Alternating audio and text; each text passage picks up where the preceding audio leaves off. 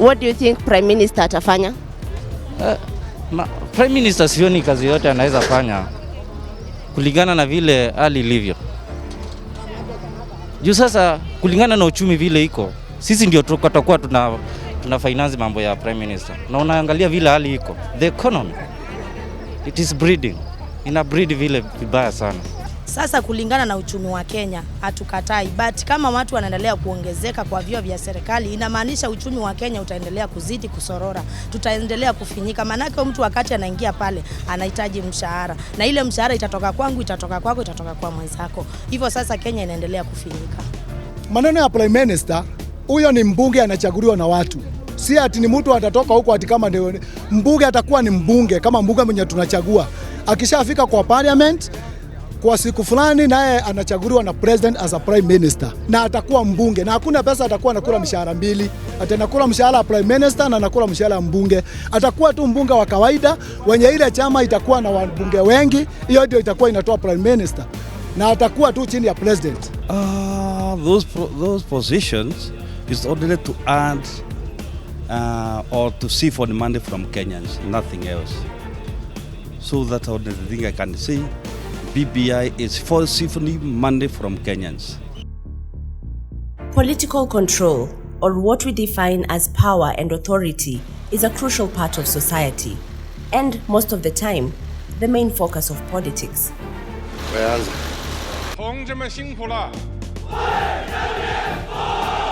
Political scientists usually focus on how power is distributed in different political systems, while sociologists focus on relationships between the rulers and those being ruled, or in short, government.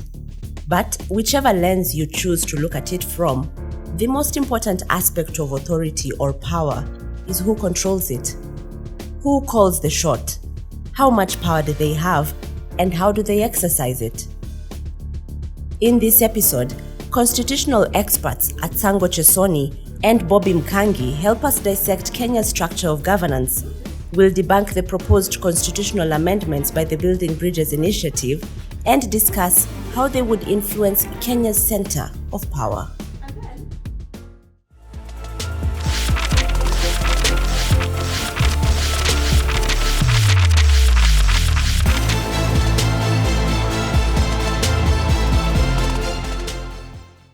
Among the 78 proposed constitutional amendments, one that has created much buzz is the proposal to introduce a prime minister and 2 deputy prime ministers into Kenya's executive. The prime minister, to be appointed by the president, would lead government business in the National Assembly, oversee legislative agenda, chair cabinet meetings, supervise ministers, and perform any other duties assigned to them by the president or conferred by legislation. BBI proposes a new system of government. Our current system of government is a presidential system of government.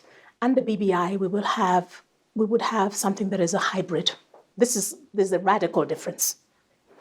It is a hybrid in the sense that it is not a parliamentary system that they're proposing, nor is it a presidential system.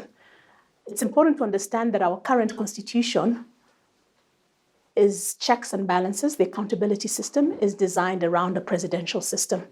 And so there are things which have been removed and things which have been added that have radical implications. In the principle of checks and balances, government is separated into different branches: legislative, executive, and judicial. The whole idea is to create a separation of powers. In Kenya, the checks and balances system was introduced to check the powers of an imperial president, which was the case during the infamous Moi era. Today, the president appoints the Chief Justice under the recommendation of the Judicial Service Commission, but only with the approval of the National Assembly. The National Assembly makes legislation, but they only become law when the president assents to them. So, when members of parliament would vote to increase their pay, the president can easily block them. Equally, the president's cabinet has to be vetted and approved by parliament. So if someone of questionable character was to be nominated, parliament would ideally block that person's appointment. Keyword here, ideally. But with the proposal of having a prime minister appointed by the president and with no other vetting process, the system of checks and balances now hangs in the balance. The way you hold a prime minister accountable is completely different from the way you hold a president in a presidential system accountable. And what we are going to have is continue to have a president who has some of the powers that a head of state would have in a parliamentary system, and the benefits of being able to appoint somebody that's being referred to as a prime minister. Whether or not this is actually a prime minister is a different matter. This is not a prime minister, by the way. Yeah. What is They're calling him a prime minister, but he's not. He or she is not actually a prime minister. When you look at 151B, appointment of the prime minister, and especially 2, a person is eligible to be nominated as a prime minister if the person is an elected member of the National Assembly, who is the leader of the National Assembly of the largest party or coalition of parties. When you look at parliamentary systems, where basically government is located within parliament and is headed by this person called the leader of the party or coalition of parties. The word largest is used, but in essence, it's the party or parties that have influence in parliament, the philosophy of it. But the only way you can demonstrate that influence in parliament is through numbers. And you realize this person through elections in most parliamentary countries, if I wanted to use the term jurisdiction, but countries that have parliamentary systems, you find that people actually vote for the party with that wins the most seats. In some countries, most votes, and then proportionally shared. When you look at those countries where the prime minister is actually called prime minister, this is the leader of government. Actually, you come to form government. You come to nominate the cabinet that will serve. You're in charge of government. You're the one who runs government. You're the one who nominates, supervises, etc., etc. These are the likes of the United Kingdom, where the reigning monarch welcomes the leader of the party with the largest seats in the chamber to form a government in their name. The Prime Minister appoints his or her cabinet and makes all major decisions after consultations with the Queen. The Prime Minister of New Zealand is typically the parliamentary leader of the political party holding the largest number of seats in that house, and they have powers to run government as they deem fit. It's similar in the Canadian system. In India, the Prime Minister can be a member of any of the 2 houses of parliament, the Lok Sabha, House of the People, and Rajya Sabha, Council of the States. They, however, have to be a member of the political party or coalition having majority seats in the Lok Sabha. The main executive powers of government are vested in the Prime Minister, and the President only serves as a ceremonial head of state. In Ethiopia, the Prime Minister is elected by the House of Representatives. The nominated candidate would present a government platform and must receive a vote of confidence in order to become Prime Minister. But then there are also hybrid systems, like Tanzania, where a Prime Minister is hired and fired by the President and mostly does what the President asks them to do.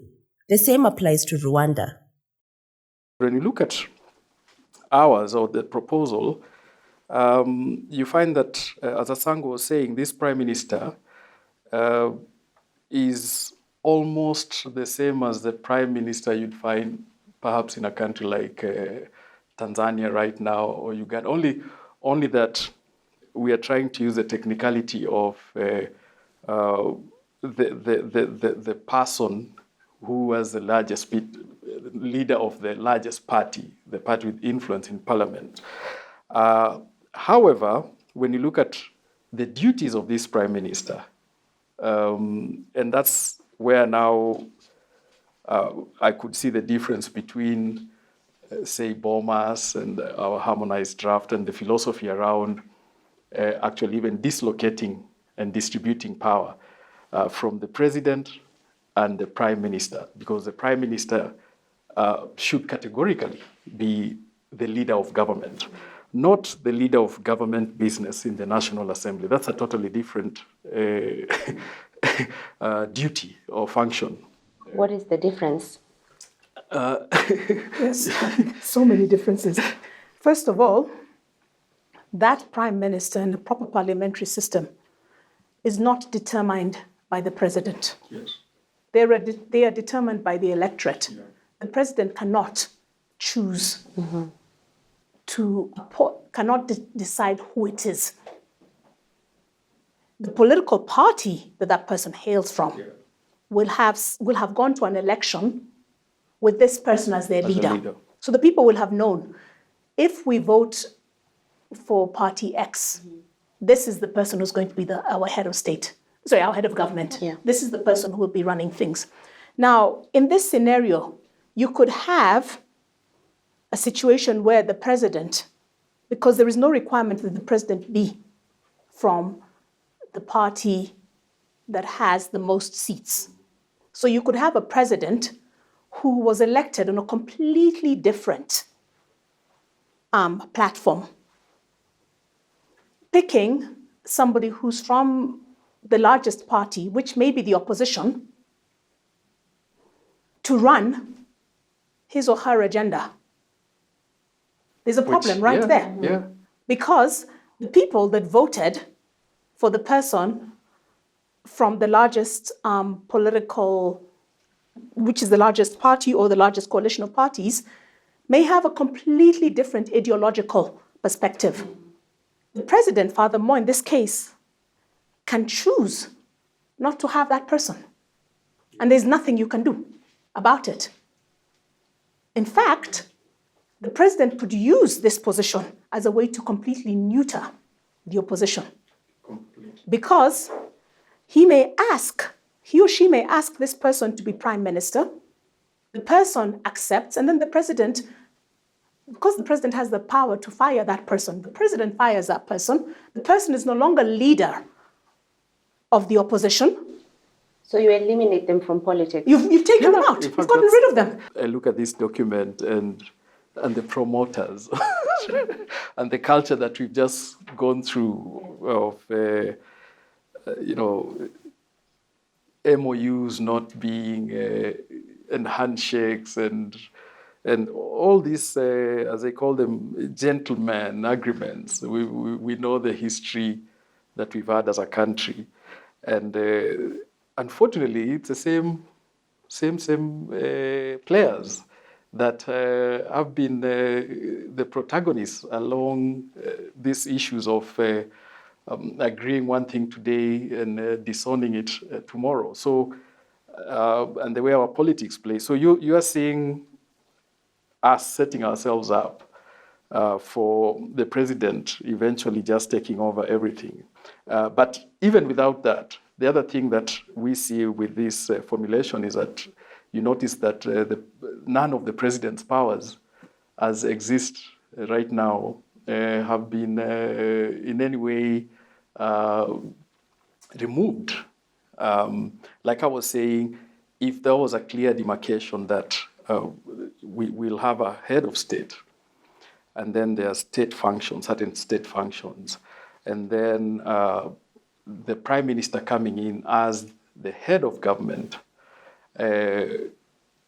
who is the one choosing his or her cabinet, in other words, government, implementing his or her own agenda, manifesto, then that would be a different, and it will be progressive in the sense that you would have been able to dislocate the powers that we have seen to be still the big problem right now in the national executive, and distributed them, that now you have a head of state with certain state functions and a head of government in the prime minister, located in parliament, runs his or her government from there, minister, etc., accountability, the things they're trying to talk about. But with this one, the president remains as is. Still the same functions, head of government and head of state. still is the one who chooses the cabinet. So, I mean, how does a president choose a cabinet for a prime minister from who is a party leader of the largest party or group of parties in parliament, who, as Atango was saying, may not be ideologically, aligned to the ruling party. So whose manifesto is being implemented? Whose agenda To is make being matters implemented? worse, sorry, Bobby. Yes. This president, actually, their powers have been increased. Yeah. Under the current constitution, all the appointments to the cabinet must be vetted by the National Assembly. The president is no longer going to be subjected to being vetted. Yeah. His appointments, your cabinet secretaries will not be vetted. Yeah. Your principal secretaries will not be vetted. There is one democracy, however, where the president has many powers, including the power to appoint a prime minister. In France, the president was for a long time mainly ceremonial. But in 1958, a new constitution signaled radical changes for France. The head of state appoints the prime minister. They can also dissolve the National Assembly. They can call for a referendum on proposed changes to the law. They are the head of the armed forces. The French president also appoints all cabinet members. The Prime Minister of France, or the Premier, suggests lists of cabinet members to the president. He or she is the leader of government. But while France's Prime Minister is appointed by the president, they can only be dismissed by the National Assembly. If a Kenyan asks, what is wrong with the Prime Minister running the president's agenda in Parliament, can you give me tangible examples of implications of this, scenarios that can play out? So it's not about what is wrong. My concern actually has to do with the whole issue of accountability. If this goes through, we're going to have a cabinet that has not been vetted. That means there could be people of questionable character appointed onto the cabinet, and the people of this country have no ability to prevent that. Yeah. The president has free for all to appoint whomever he or she wants into the cabinet. Even Parliament will not have a say in who is appointed into the cabinet. They will not have a say in whether or not that person is let go or whether or not they're appointed. So the president, for instance, could decide to appoint their siblings into cabinet, and there is no means. The law now allows the president to do that. Whereas under the current system, if the president were to nominate a sibling to be a member of the cabinet, at least the legislature could choose to approve or not the appointment. Somewhere. Yes. The National Assembly could choose to say no. The president can now appoint somebody who has been found guilty of a violation of Chapter 6. Under the current constitution, when vetting, Parliament actually has a responsibility to say no to that appointee. Whether or not they do is a different matter, but they have the power right now to say no to that appointee. Under what's being proposed in BBI, there's nothing we can do about it. The president is allowed to. So we're back to the old system. Yeah. BBI proposes to amend the constitution to first and foremost rename the cabinet secretary to how they were previously referred to, the cabinet minister.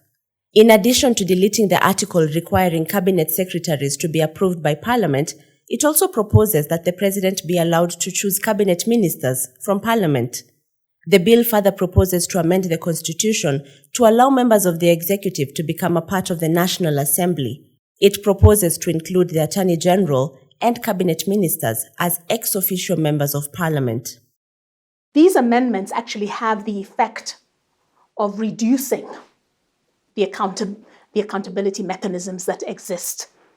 Thirdly, you have a situation now where, you see, under a presidential system, one of the ways in which you check the executive, one of the ways in which the legislature specifically checks the executive, is because the executive is not present at all in the legislature. Yeah. The legislature can therefore now act as a check. You now have the executive re-entering the legislature, without any of the checks that exist in a parliamentary system. Because remember, these members of the executive that are entering are appointees of the president with no reference to legislators. So you think they can even intimidate legislators?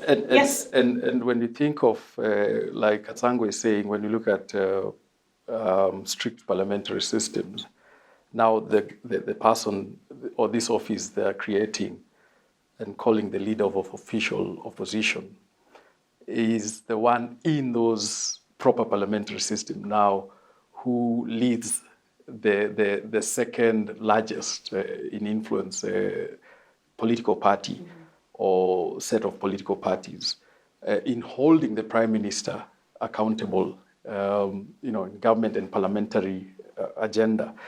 But now you look at how ours is formulated. It's the guy who loses the presidential election. It's not the person who comes second, right, or whose party is second in the parliamentary election. It's an entirely new article proposed by the amendment bill, Article 107A, which tackles the leader of official opposition. Remember that the Prime Minister has already been appointed from the majority political party or coalition of parties in Parliament. The leader of official opposition, as proposed, would be the person who received, and I quote, the second largest number of votes in a presidential election, and their party must have received at least 25% of all members of the National Assembly. The person, however, shall not assume office if the Prime Minister is appointed from their political party or coalition of parties. It convinces you that these are just formulations of people who sat down and agreed, because it's just a fallback position, like, to fit like a specific scenario and people. If this guy loses the elections, what do we do with him? Right. They probably would have even said, we'll create a county somewhere and make this person a governor. And this is just what they're creating, this position of leader of opposition for this person. And again, when you look at the scenarios we have been trying to play out, so the leader of opposition, which party, they could come from the same or different parties. The presidential candidate, the second president, the runner-up in the presidential election could be an independent candidate. So how do you resolve that? Like an ideological clash. Can I ask this question? The order of precedence in the National Assembly, they're proposing the Speaker, then the Prime Minister, then the leader of official opposition. Does that have an implication, looking at the kind of scenarios we've been playing out? Again, completely absurd. Nowhere where you have a Prime Minister does the Speaker take precedence over the Prime Minister. Nowhere where you have a Prime Minister who is an actual Prime Minister does the Deputy President take precedence over the Prime Minister. Even think about Kenya's little recent flirtation with that system. The Deputy President did not have precedence over the Right Honourable Prime Minister.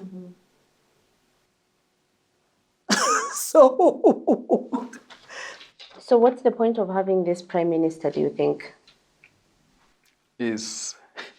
I think you'd have to ask the promoters of the BBI bill, Constitutional Amendment Bill. I have no idea. And I think that's why now, because we cannot philosophically understand the point, so there are other reasons, and that's why the political theories, the conspiracy theories play out. And I think, to me, because the formulation does not answer the technical issues, then I'll look at the political issues. And they play out for me. The scenarios of who would occupy which position should these amendments sail through have dominated the headlines and political banter on the streets. For starters, President Uhuru Kenyatta is wrapping up his second term. The Constitution bars him from running for a third term. He has his handshake agreement with Raila Odinga, who is being touted as possibly running for president. Raila Odinga carries with him all his political allies, who are eyeing plum government positions. Then there's Deputy President William Ruto, who was expecting his boss's support for the presidency, but now finds himself out in the cold. And there's of course all outgoing governors who have already served 2 terms and are constitutionally barred from running for a 3rd term. It's a crowded race with too many horses. To top that up, there's another fear that emerges when you look at the structure of government proposed under the BBI, the wage bill. It would mean that the executive would double in size, with a president, a deputy president, a prime minister, 2 deputy prime ministers, 14 to 22 cabinet ministers, and their deputy ministers. And of course, each ministry still has a principal secretary. And then there's the attorney general. When you look at the president, the prime minister, the 2 deputy prime ministers, the vice president, is there duplication of roles? Okay, so I would like to add another group of people there. Your 14 to 22 deputy ministers. What are they coming to do? These are people who've come up with an MOU, an alliance, pre-2022 elections alliance. And unfortunately, they want to ground it in the Constitution, because I think they feel previously their alliances and agreements have no, and the imagination is that if they do it in the Constitution, it will hold water. But unfortunately, even when they do that, the consequences are to, as Sango was saying, when you bring down the fences of accountability, you bring down the fences of even efficiency, because the reasons why sometimes you craft or formulate government and governance systems in this way is also to other issues of delivery of services. Our experience, our 10 years experience, has shown us that right at the center, this thing called national executive, and when you tie it to how we politically mobilize, how we politically organize, and very much through our ethnic groups. But that's not even the bigger problem. It's the tribalization, that those ethnic groups are tribalized. And when you tribalize, it means now it becomes dogmatic. It's religious. You vote just because you belong. That guy comes from your village and speaks, your language. And so the interesting thing about the report, when you look at the cover of the BBI report, is that I like that slogan. In fact, I think it's one of the things I love, but unfortunately the content doesn't add to that. We are sort of from building bridges to a united Kenya, from a nation of blood ties to a nation of ideals. Exactly. That now we are moving from the tribalization of ethnic politics only, and now creating ideas, of which again Kenya is an idea. Kenya is we didn't agree to come together. The British put us together, 63. And 2010 was, I would think, the first opportunity that we had as Kenyans to say that, yes, we want to stay together and to live together. So that was the first social contract amongst us as Kenyans. So improving it, and let's look at system of governance, would mean that we want a system that we are progressively now distributing power more. We are, decentralizing and ensuring there's more inclusivity. But when you look at the proposals here, they are taking us back. So when we create more positions, we're not creating room for more people. But now, before Sanko comes in, we are creating more positions, but without the requisite provisions that would help us show that, yes, these positions have been created to deal with ABCD particularly. Just very simple questions. For example, why do we need 2 DPMs? Why not 1 deputy prime minister? Again, why do we need two deputy prime ministers? What for? Is the prime minister and the deputy prime ministers Are they going to be ministers as well? Or are the other 40, or are we talking about 14 other ministers? So we've actually added 3 ministers into the cabinet. Not to mention the 14 to 22 DPMs. Now, from a purely efficiency perspective, when you look at the last 3 elections, the president hasn't, 2007, 2013, 2017, the president has not necessarily been from the party that is the largest party.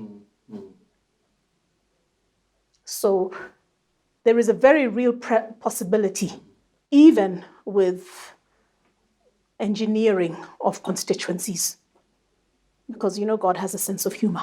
There is a very real possibility that your president and the leader of the political parties are completely different. This is a scenario where you could have Bernie Sanders, who's leftist, with Donald Trump as your president. Picture this scenario. Let me take us out of Kenya. What are the implications in terms of you have a powerful president removing all the political players right now? Would it be, is it possible that we would fall under dictatorship? Yes. Very much so.